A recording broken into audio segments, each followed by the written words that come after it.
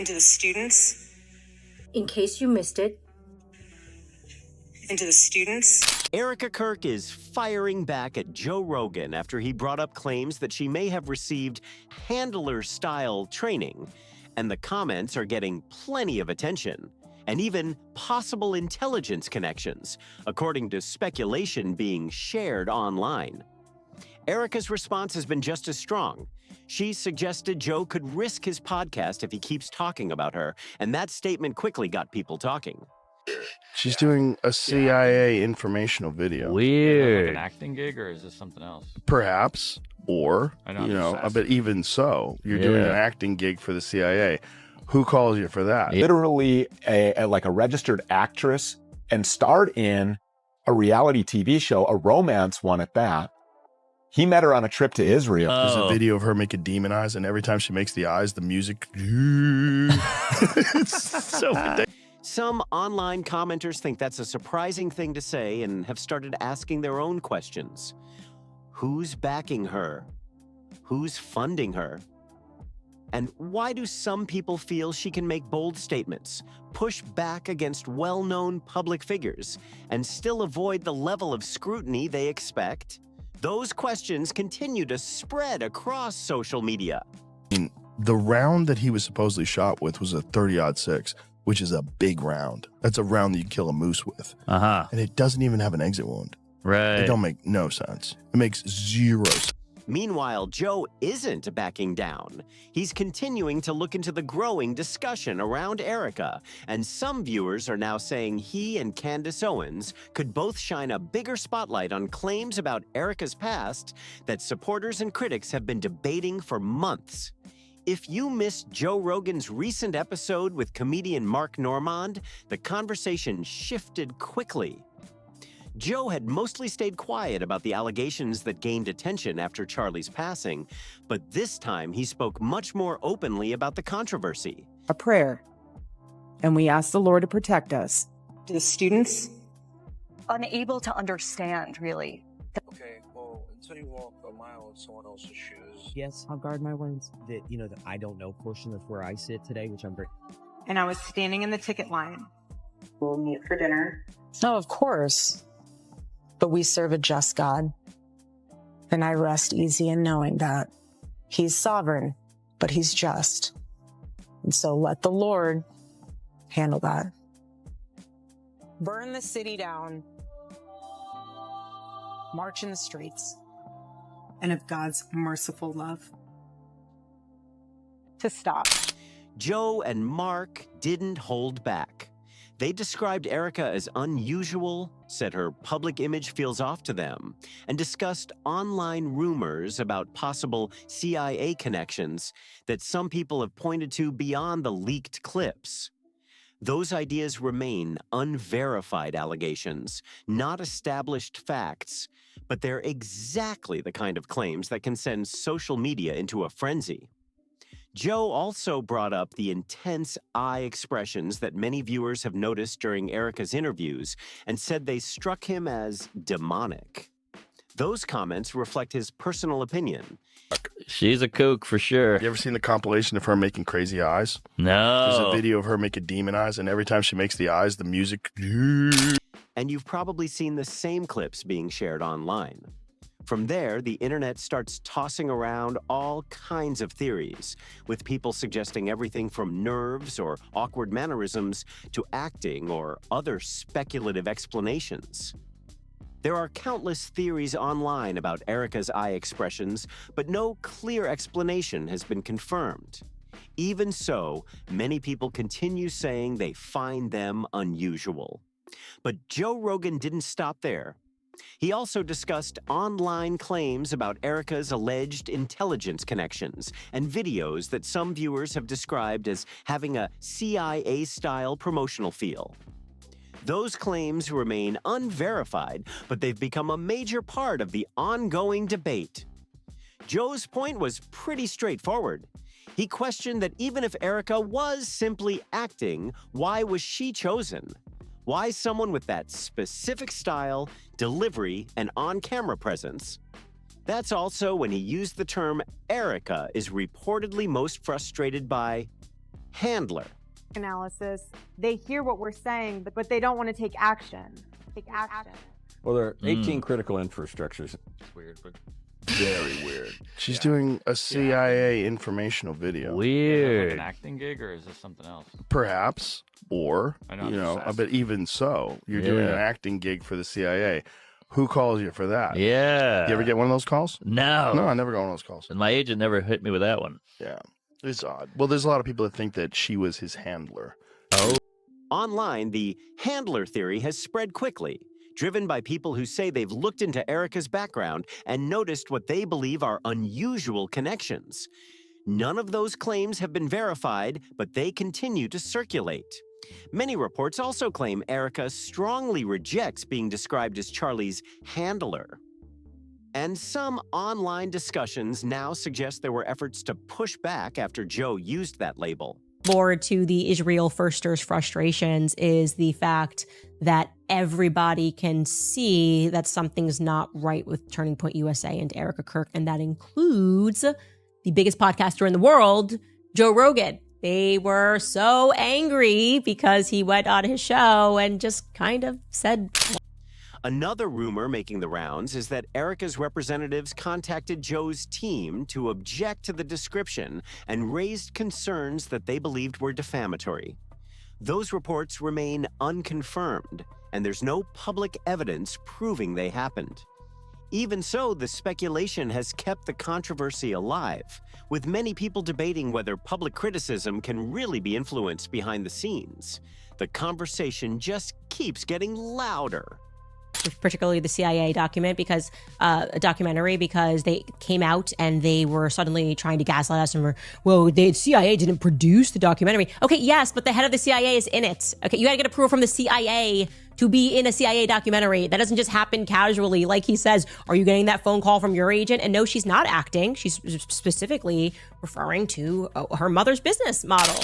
Candace Owens also jumped into the debate after an ex-user described as a paid influencer criticized Joe Rogan and called him evil for allegedly mocking Erika.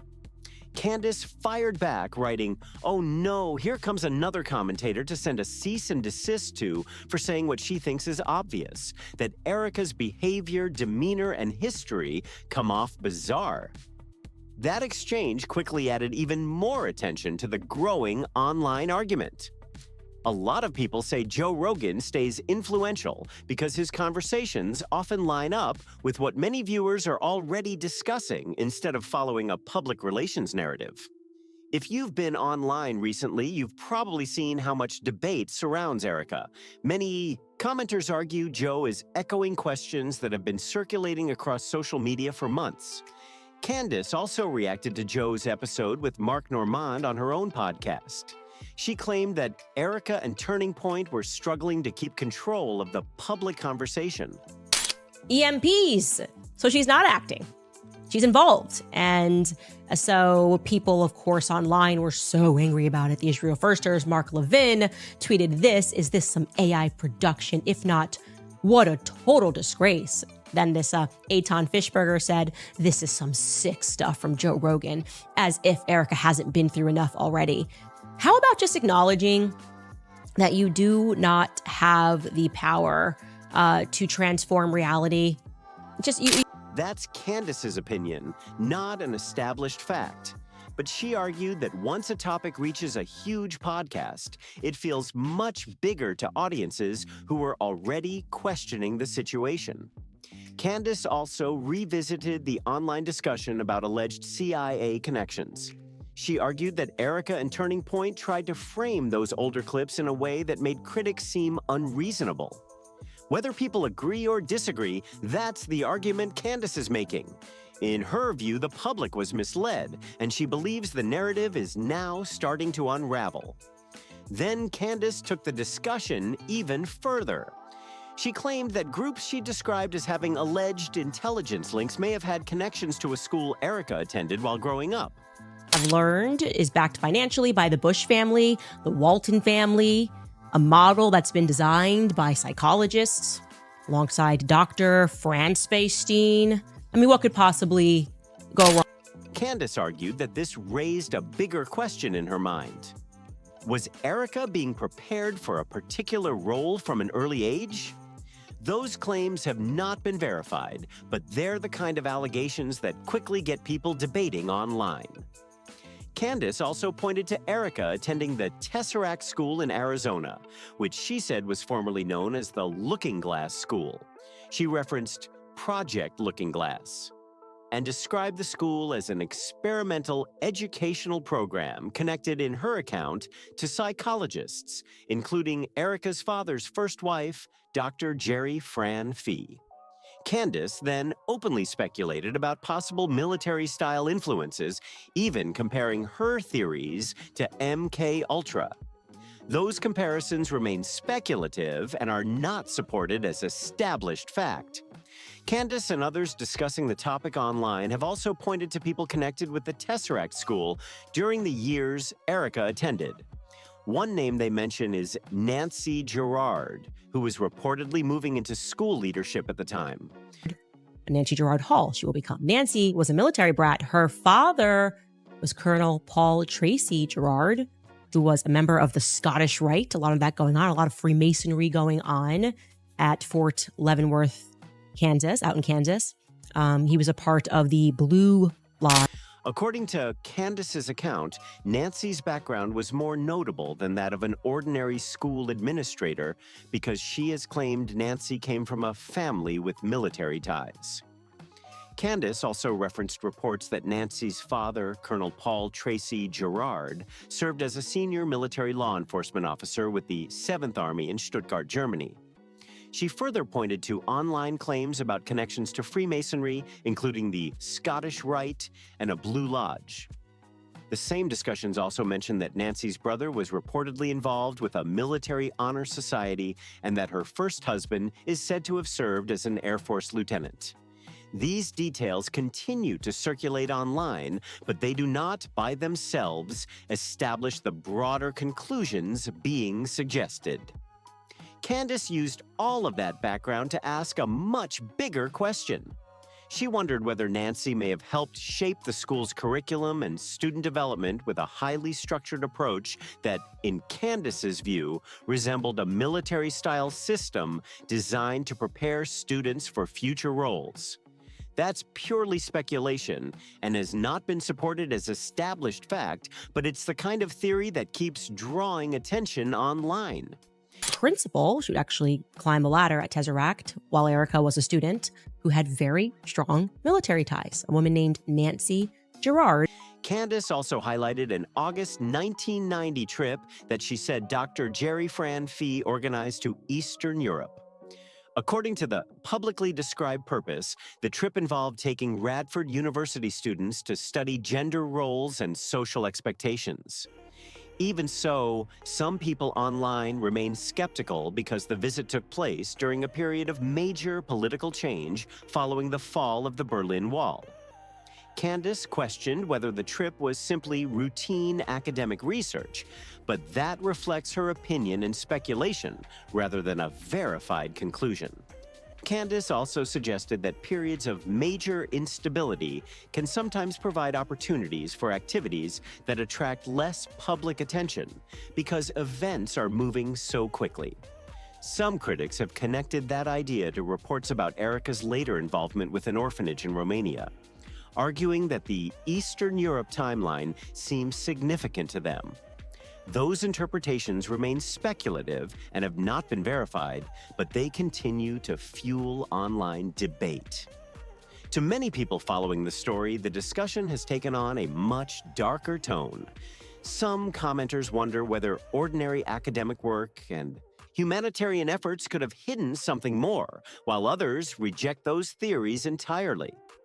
Questions have also been raised about Erika's chance meeting with Charlie at the airport during the pilgrimage, with some online voices asking whether it was truly coincidental or part of a larger plan.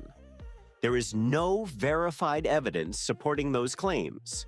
Supporters of these theories also argue that the version of Erika's past discussed online doesn't match the public trad wife image she presented while Charlie was alive. Others strongly disagree with that view. As the timeline continues to be debated, many people say they are simply asking questions and comparing different accounts, echoing Charlie's message that his followers should think critically and look into claims for themselves. If you've been following this story, I want to hear your take. Drop your thoughts in the comments and keep the discussion respectful. If you enjoyed the video, hit like, subscribe to the channel, and share it with a friend who's been keeping up with the controversy.